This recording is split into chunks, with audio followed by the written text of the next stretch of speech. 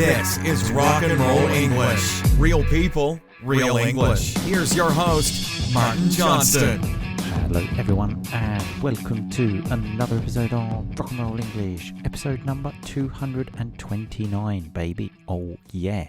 In today's episode I speak to Clarification Charlie. Remember her? She is back.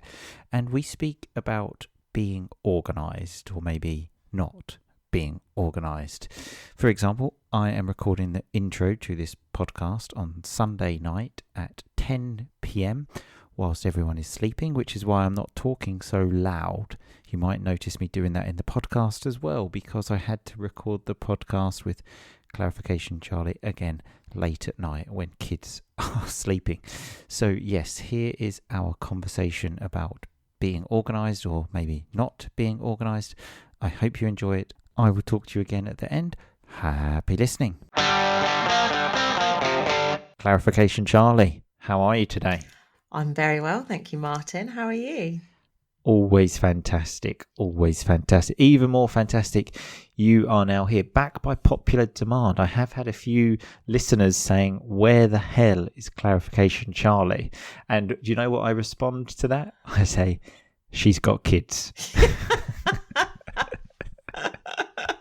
She has 2 kids, full-time job.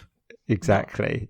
Yeah, not thought for herself. In fact, this is actually a bit of a problem now that all people involved in the podcast, friends, they're being really selfish and keep having kids.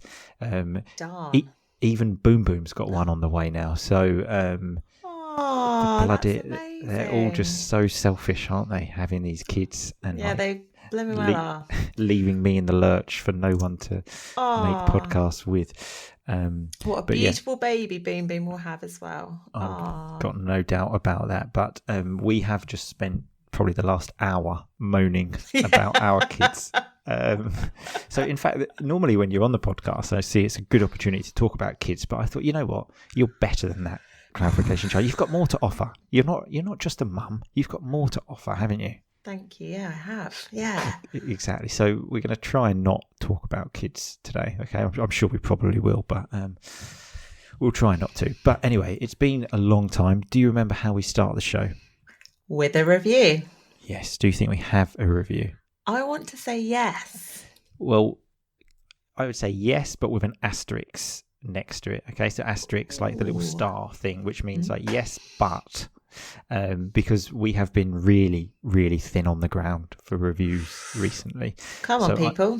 Exactly. So we are kind of bending the rules here. So this is a podcast review. Someone left me on LinkedIn. Normally we only do them from like iTunes and Facebook, but LinkedIn is still a review, still there on the internet, because this is the thing.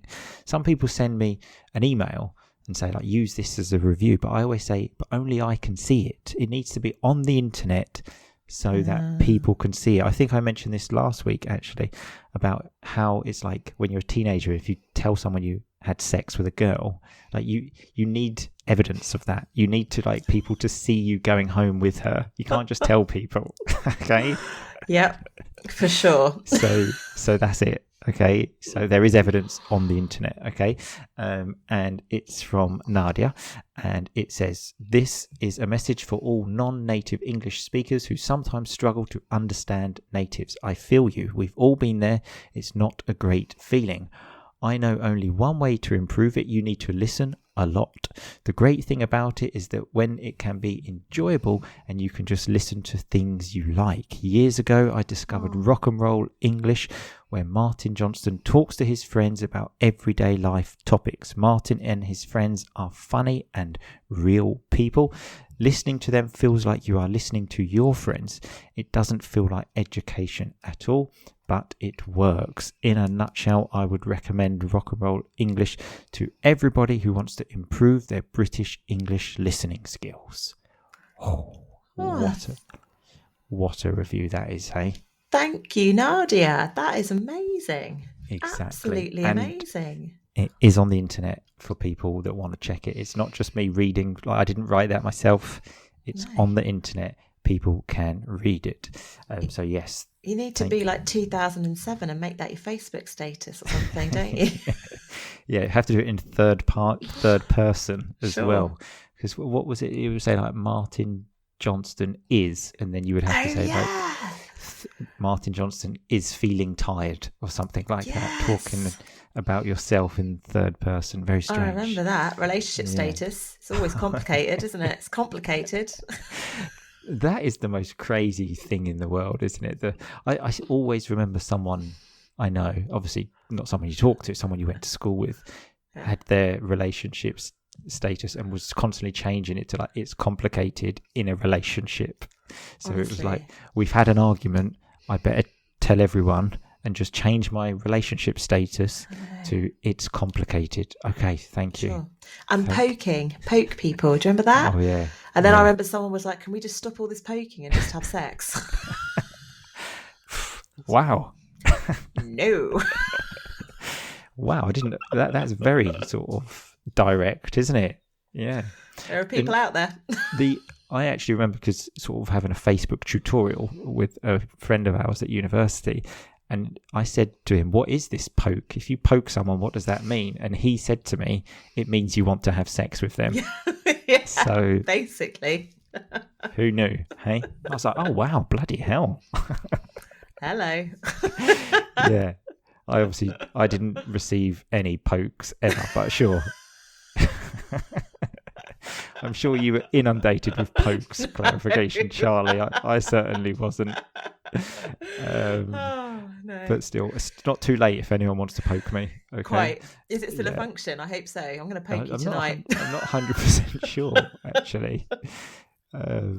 But so we need to start this podcast at some point. We haven't even moved to the topic yet. So the topic, okay, the topic always sort of connected to something happened in my life. In fact, only this morning, clarification, Charlie gave me the absolute confirmation. Yes, we're on for tonight. And at that point, I just sort of run out of the door and I thought, God, how I'm just not organised at all. So I thought we could do a podcast about being organised, okay? And like to see if we're organised, just having a chat about being organised, okay? Sure.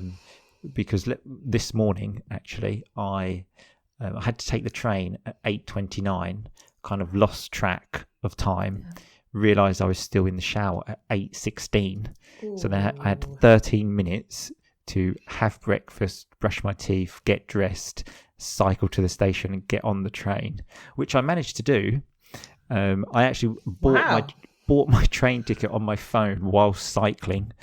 Nearly killed about 10 people on the way. Oh my God. And when I got on the train, it's like sitting next to someone just like wearing a shirt and tie, going to his sort of finance job in London, sort of mid-50s, and then I got on and was like going I could not breathe and was like fucking dripping with sweat. You're the people they move to avoid. Yeah. Oh, who's this weirdo? I think like everyone basically was looking at me like fucking, someone gets on the train and everyone's thinking, oh God.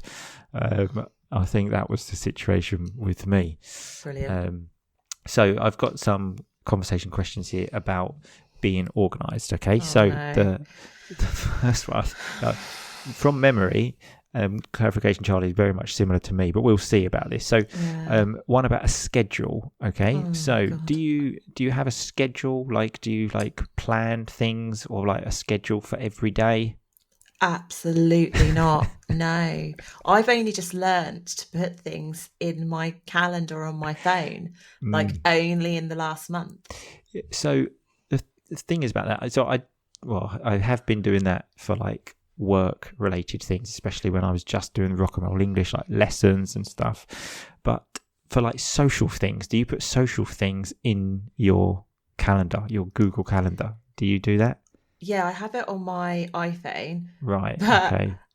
As proven in some things that have happened in the last couple of weeks, I forget to check. And so sometimes I forget I'm supposed to be somewhere. I do the good thing if I put it in the calendar. Right. But unless you look at the calendar, you don't know, do you? So I've done that a few times as well. Oh, brilliant. What I would suggest there is get notifications on your phone. So I get a notification 30 minutes before the event to say, for example, in 30 minutes, this is happening. But what I do is I forget to put it in the calendar. So, for example, on Monday, for example, I got a message from a student saying, I thought we had a lesson that was starting 10 minutes ago. And I was like, oh shit. And said to like Mrs. R&R, like, oh, can you go and pick up the children, because I kind of forgot I've got a lesson. So that's what I do. I just forget to put it in the calendar sometimes. But and also social things, I don't know, I just think what a sad life if we need to like schedule social things in a calendar. So I don't like to do that. And I tell you what, one thing I have noticed, you don't get invited to anything. Also true. Also very true. You know what?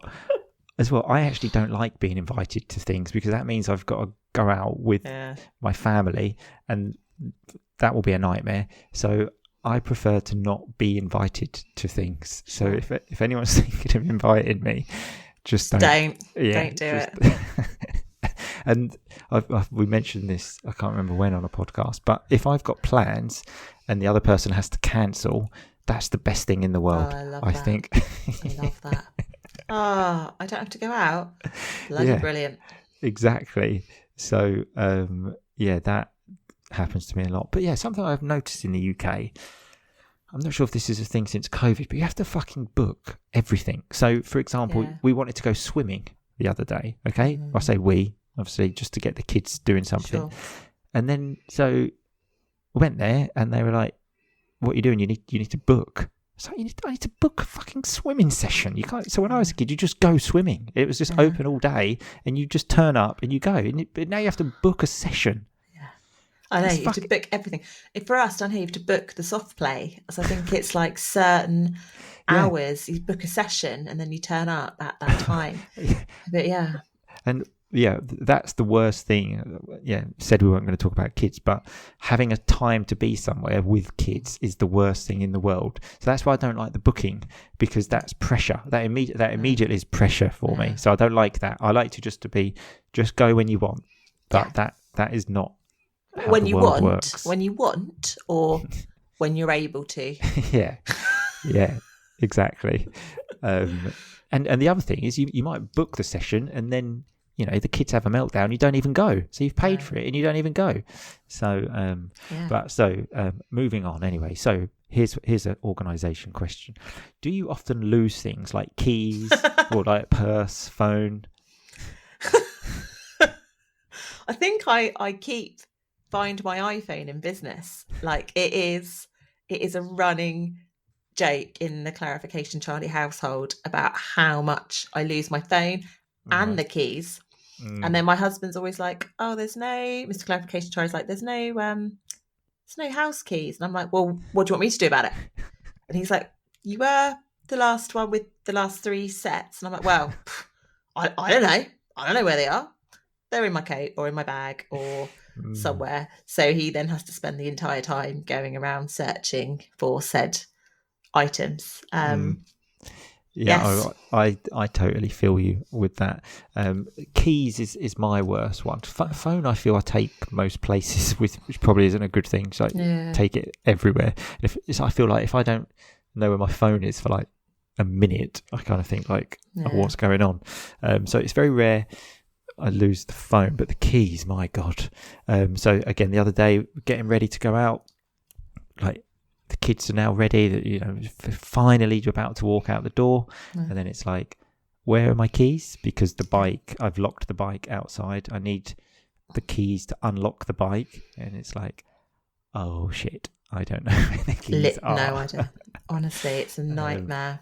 I'm going to have to spend ages. But the other thing I get is what happened to me that day, which made me feel a little bit better, was they were in my daughter's kitchen in her little oven. So she'd obviously put them in there.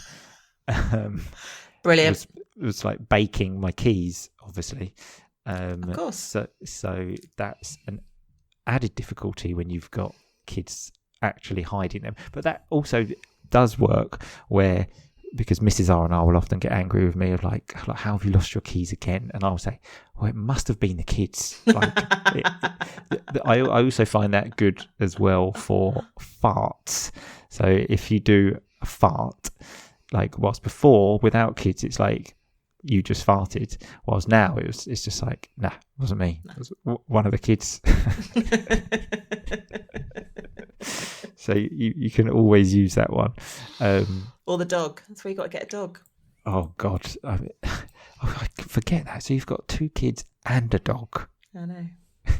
But I must admit, when I talk to you, it's your voice.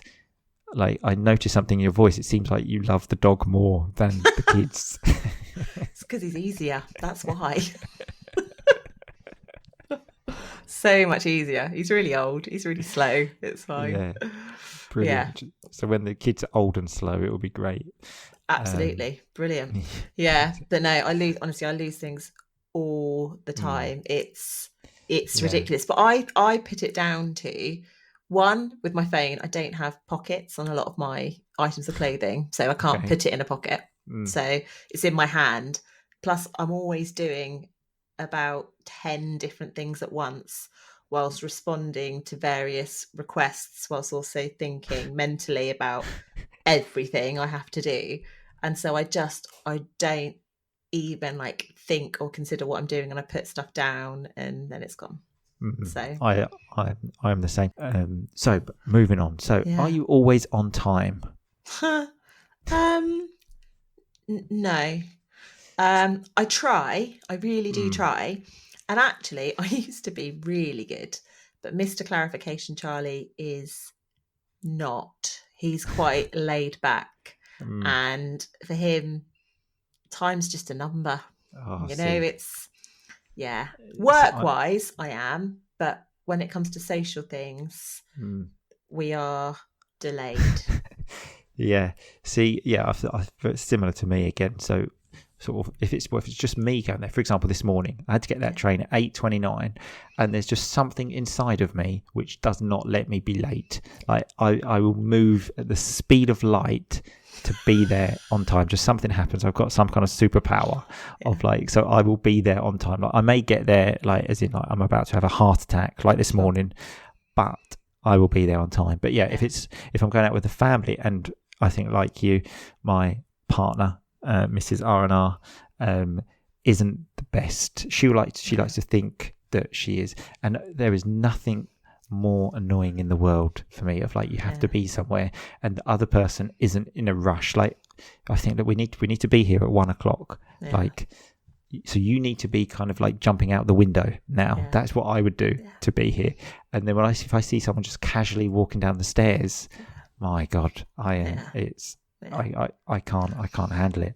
Mr. Clarification Charlie has an issue with like turning up to anywhere like a little bit early as well. So he like, what would be the point in being somewhere 5 minutes early? Because he's like, well, that could be 5 minutes more at home. And his other turn of phrase is, if you only leave it to the last minute, it only takes the last minute. So I mean, I can see some truth in that, I suppose. It's kind of like certainly with actually one of the questions, like, so when you were in school or when we were at university, like when would you like, you've got to do something for Friday, you've got to hand something in on Friday at 3:00. When would you finish that? See, I would sometimes finish it a bit earlier, but I wouldn't trust that it's finished. And so this is where I become unstuck in many things, whether it's an essay or whether it's packing. I'll be like, I'll start packing like a couple of days before, but I might forget what I've packed, or in an essay, like what I've written. And then I'm like, well, I've kind of forgotten. So then I start like undoing things or like redoing things. And I suppose by Mr. Clarification Charlie's response, if I'd only left it to the last minute, it would have only taken 10 minutes, but instead it's taken me several days and a lot of confusion. So see that's where I can see the logic, because that's what I do. So if I have to do that essay Friday at 3:00, I will start that at like Friday at 2:00, and I will write nonstop, and I'll finish that at 2:59, and I will send it, but it will be there on time. So in fact, with my like master's degree that I'm doing, I've literally had an essay every week to hand in for the last 6 months. And the reason I'm using that time is because that's been the deadline every week. And every week, like, so 3 o'clock is the deadline, and probably the earliest I've handed that in is like 2:30. Like, but every week it has been on time. Probably not done to the highest standard, to the best of my abilities. I would say I definitely cut corners there. So cut corners obviously mean you do it, you're doing it to kind of like not to the best quality, taking any shortcut you can, but it's done. Yes. And no one can say otherwise. But okay, here's one. Do you use any apps or do you have any like organization things, like productivity things? No. Do you not? Like, me and technology, as I think you are aware of, are we don't have the best relationship. And so myself and apps just aren't really well used. Like I said, I've only just started to use the calendar on my phone. And you've just told me about notifications. Like, I'm looking this up after this podcast, by the way. Yeah, I'm getting Mr. Clarification Charlie to show me, because that must be how he knows all the time. Because he's always like, "Oh, you and the kids at the dentist today," and I'm like, "How do you know?" So he's obviously looked on his calendar or got a notification. Yes. So you can. Sounds mental, but you can look at your calendar before.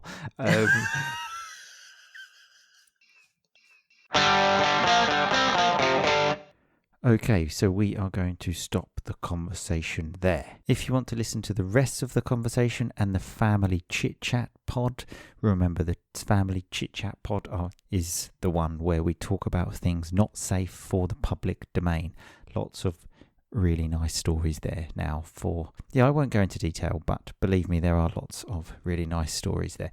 So yes, if you would like to listen to the full episode, the Rock and Roll English Family Chit Chat episode, and also 1,000 extra episodes, go to rockandrollenglish.com, click become a member, and then you will find all the information you need there. So let's have a look at the vocabulary from today's pod. When I said at the beginning of the podcast, my friends are so selfish because they keep having children, clarification, Charlie said, yes, they blimmin' well are. This is a lovely term, they blimmin' well are. It's not a swear word, obviously, this blimming. It's just a lovely term to say, yes, they really, really are. Lovely, lovely vocabulary.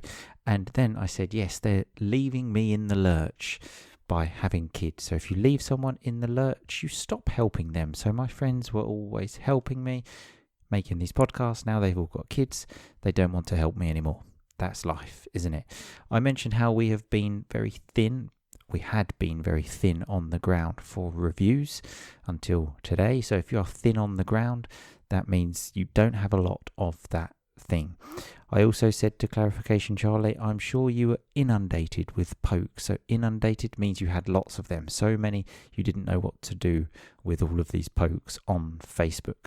I mentioned my kids having a meltdown. So kids having a meltdown, especially a toddler, when like you try to make dinner and they say, no, I want the blue plate. You give them the blue one. No, I want the red one. And that's basically a meltdown, and when everything is just a disaster. Clarification, Charlie said her losing her phone is a running joke. So a running joke is a joke you make continuously because the thing keeps happening.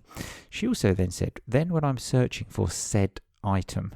So that's a lovely way to say, to avoid using my phone again. So she said, when I'm searching for said item, the thing we are talking about. She also said, I put it down to the fact that I don't have pockets. So if you put it down to the fact, it means it's because of this. It's because I don't have pockets, I think.